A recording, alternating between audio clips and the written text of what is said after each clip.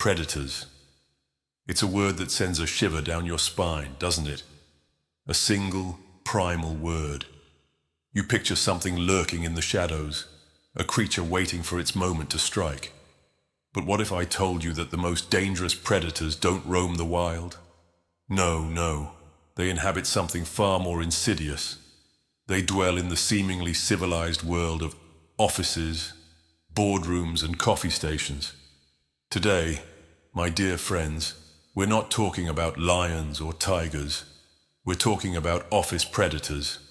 Those cunning, manipulative individuals who wear polished shoes, flash charming smiles, and wield their influence with ruthless precision. Oh, yes. You see them every day, don't you? The ones who navigate the workplace with the grace of a ballroom dancer, but the soul of a hunter. And if you're not careful, if you're not paying attention, you might very well become their next victim. Now I know what you're thinking. Predators in the office? Surely that's a bit dramatic. Ah, but drama has its roots in truth. Let me tell you this. Just because the predator wears a suit instead of fangs doesn't make the bite any less painful. Let me begin by painting a picture of the office predator. They come in many forms, but their essence is always the same. They are people who seek to rise in power, not by merit, but by devouring those around them. They prey on the weaknesses of others, their insecurities, their fears, their ambitions, and they use them as weapons. They are subtle, they are patient, and they are always watching. I once knew a man, let's call him Robert. Ah, Robert. He was charming, intelligent, the kind of man who always knew how to say the right thing at the right time. He made you feel like you were the only person in the room, that your thoughts, your ideas, were the most important thing to him. But Robert was no friend. Robert was a predator. You see, Robert had an insatiable hunger for power.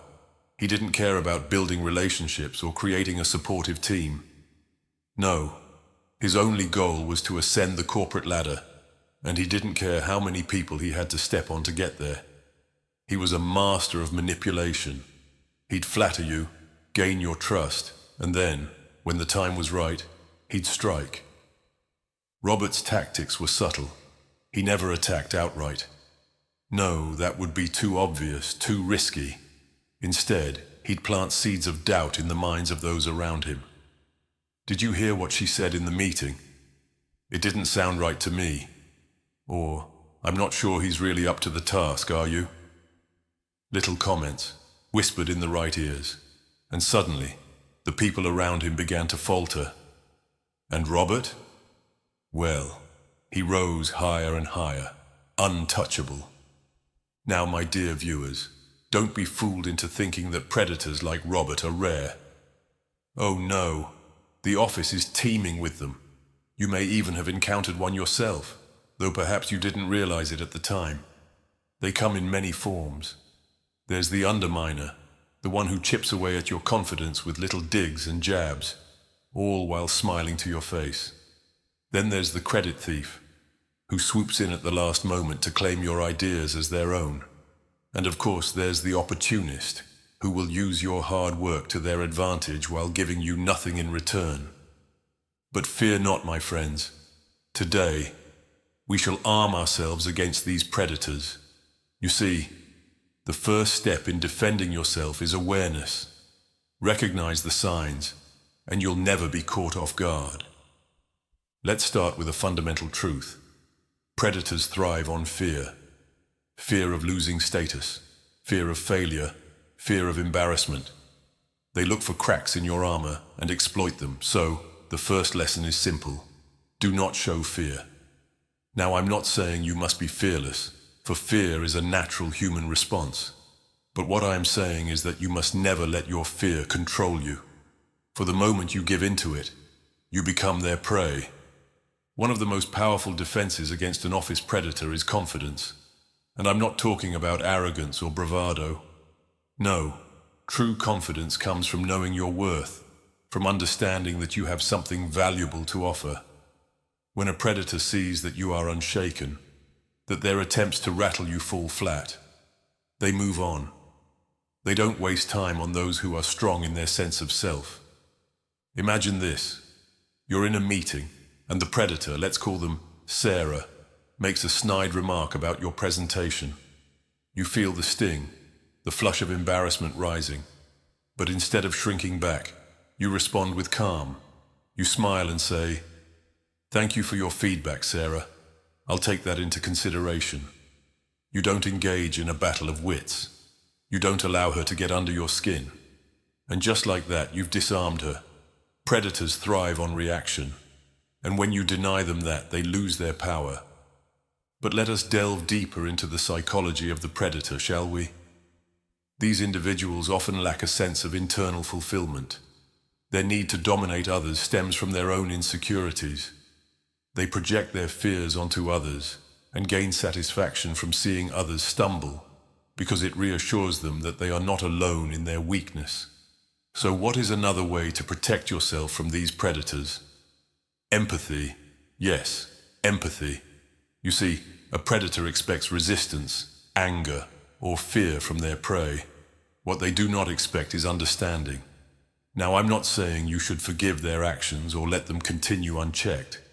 But when you understand why they do what they do, you can navigate their traps with grace. You stop seeing them as an unstoppable force and recognize them for what they are. Flawed individuals acting out of fear. And when you understand this, you stop taking their behavior personally. This is crucial. You see, one of the greatest weapons of an office predator is making you feel like the attack is about you, your work, your personality, your worth. But it's not. It's about them. It's always about them. I once knew another man, an excellent worker, brilliant at his job, but he had one fatal flaw. He took every slight, every critique as a personal attack. And the predators around him, they saw this weakness and pounced. They undermined him at every turn, not because he was bad at his job, but because they knew he would crumble under the weight of their criticism. They feasted on his self-doubt until, one day, he could no longer take it. He left the company, a broken man because he didn't realize that the problem was never about him. So, my dear friends, here's the lesson. Do not internalize the actions of a predator.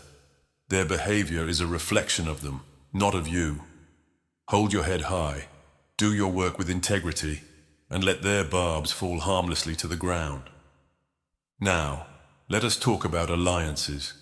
You see, predators often try to isolate their prey.